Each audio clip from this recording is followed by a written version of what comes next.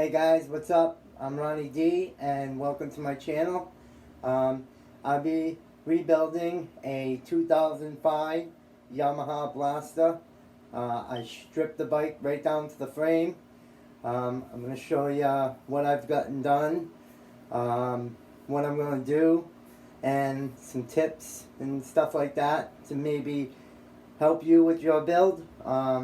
I'll show you how I organized all the parts, and I'll show you the frame, how after it was all sandblasted. I still got a lot of work to do to it, but let me show you what I've gotten so far. Okay guys, so here's my frame. I stripped the bike right down to the frame. I took all the parts off. How I do it is I'll take off what I'm taking off. I'll always make sure to put all your bolts, all your washers, all the parts that you think that you're going to forget where they go or how they go. Always label a bag, put them in the bag. There's a whole bucket of parts right there, but all the bags are labeled and I know what bolt is going where and what it's for. It's really easy to take, just take it out of the bag, clean it up, put it back on the bike when you start rebuilding it.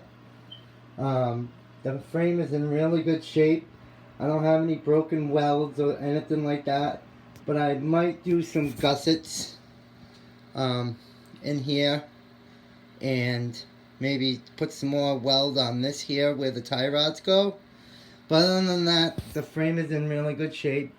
It's a 2005 Blaster. I got all the shocks and the big parts in the crate over there.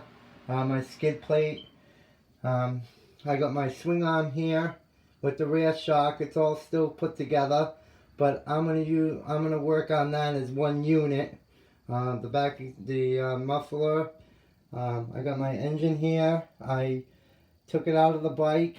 I took it outside and I power washed it. Just make sure that you plug all the holes really good. I'm going to be rebuilding that motor, and I'll show you how I'm going to fix it up and just rebuild the top end and make it fresh. Somebody already has done the bottom end, so I'm just going to refresh the piston and rings, and I'm going to polish the sides of the case and stuff like that. So yeah. So this is it, and I'm going to start by what I've already done to the bike and how I'm doing it. Okay, so when you're doing this, you definitely need a face shield because goggles just don't work. The thing I found out the most about this gun is the hopper kind of empties out quick when you're using it on max power. And you kind of can't let the compressor get away from you. You've got to make it so the pressure's more than 100 psi. But it does a good job on small things, so let me show you a little bit on how it does.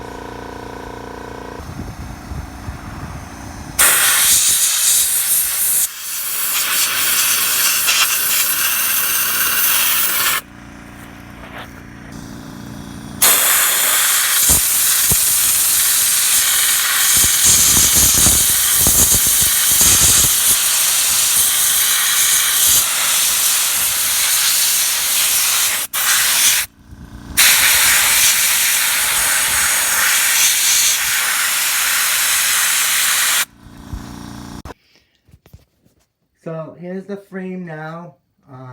Basically what I was trying to get was I was trying to get in here where the tie rods go, in here, up in here in the shocks, where the fenders go onto the frame, underneath there, just all in the little places that it's really hard to get with another tool. And I think I did a pretty good job. It took me a while to do the sandblasting. Like I said, it uses a lot of sand. This is the compressor I used. It's a pretty big compressor. I don't know how many gallons it is, but you have to be sandblasting at least 100 psi, like I said. But I used double zero sand. Double zero sand. There's a chart. If you look online, you can find out the grit that you want to use. There's a lot of media that you can use, but I use sand. It seemed to do the best as, you know, not pitting the bike, because you don't want something abrasive to stop pitting the bikes. But it's pretty smooth. As you can see, you know, you can see where some of the, you know, paint from the factory came off in spots, but I wasn't looking to get right down to the bare metal. I'm just looking to get this enough where the primer and the paint is going to stick really good, because that powder coat is very hard to get off. Like I said, you're going to be there for a long time unless you send it out and you get it perfectly done. But I think this is going to work. So, and with using the wire wheels, sandpaper, and the little Dremel, these Scotch-Brite pads here. Let me show you. These Scotch-Brite balls, they do a really good job. And I also have little metal wheels coming in for the Dremel. Those seem like they'll get into the little places too, but I haven't got them yet. So these Scotch-Brite pads, I use them for everything. Also, I just want to note that I will be sanding the bike by hand, finishing it down with sandpaper. You know, 300, 400, 500 grit sandpaper to make very smooth. You don't want all that pitting that the sand causes. It's really not that smooth. And with the wire wheel and everything, it's kind of abrasive. So you want to finish everything off with the very fine grit sandpaper. Okay? How I prime it, paint it, and clear coat it. What I use, I don't use Rust-Oleum or anything like that. I actually go to a place, if you guys are from Providence, Rhode Island, it's called Providence Lacquer. It's a place where you go and buy car paint for professionals. Usually, in a place like that, they'll be able to make you up a spray can if you don't have a spray gun and you don't want to spray with your compressor. They can make you up a can, and you pick out the color, and they can actually make you a can of paint that, whatever color you want. I get 2-stage, so this would be the color, and this one would be the clear I would use. So color, clear, and this is the primer I use, a self-etching primer. Okay, so 3-pot, actually it's a 3-pot. So primer, that kind, the paint, this is what it is,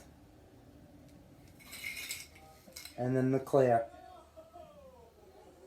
You want the paint, especially in the winter time, give it a week, 10 days to cure before you start clearing it. Definitely want to put like 3 or 4 coats of clear. I did an RM 85. I'll show you what I did with my RM and how it came out, and you'll see how it came out. And also Prep Ball. It's a really good cleaner to use before you put anything on the bike. Use a Prep Ball or any type of grease remover. Make sure it's good. And also a tack cloth. Tack cloth after everything is really good to use too. Once you prime it, you can sand it down 300 grit a little bit after you prime it if you want to get a really smooth surface. Just take your time when you're prepping the bike, because the prep is everything. Also, I'm going to show you guys how to VHT paint for your engine and VHT anodized paint to do certain little parts I do. I do with the anodized, make it look cool, brake calipers, stuff like that. So I'm going to show you all this stuff, and with the engine, paint, I'm going to show you all these steps. I'm going to make a video on doing the primer, doing the paint, doing the prep, all that stuff. I'll explain to you how I did it, and the RM came out really good. I did it at the beginning of the season last winter. I took it out all spring. I took it out all summer. Rode the bike maybe 20, 30 times. Paint held up awesome. The only place I'll show you and add a little bit of wear is where the inside of your boot goes near the foot peg. And I'll show you that clip right now. So guys, this is my 2006 RM85. I fixed the whole thing up. I bought it off a kid. It was in really bad condition. The frame was silver. I changed it to the yellow. I think it looks really nice. But as you can see, this is the only place, and the other side is the same way, where it rubbed, where my boot rubs. That is the only place that the paint came off or chipped. Anywhere else on this bike, even under the frame, everywhere, it's perfect. No scratches or anything. I power washed the bike probably, I don't know, 10 times, maybe more. Like I said, I rode it a lot. So, I'll make a video on this bike. If you want to see this bike in action and you want to see me ride it and hear what it sounds like, leave a comment below. But I'll be taking that bike out this spring. So, hope y'all like it. So that's the video, guys. I hope you like it. I hope you got a lot of good ideas of what I'm doing. Hopefully you'll be following along in my upcoming videos. This is my first video I'm making, so I hope I'm explaining things good enough for you guys to understand and exactly where I'm coming from. I'm just trying to do a quality build. I don't spend tons of dollars on parts and things. If you can get by with certain things, spend money on the certain things that are important, your build will come out really good. So comment below. Like I said, Ronnie D 2676. Hope you like this video, and stay tuned for the next video coming up soon. See ya.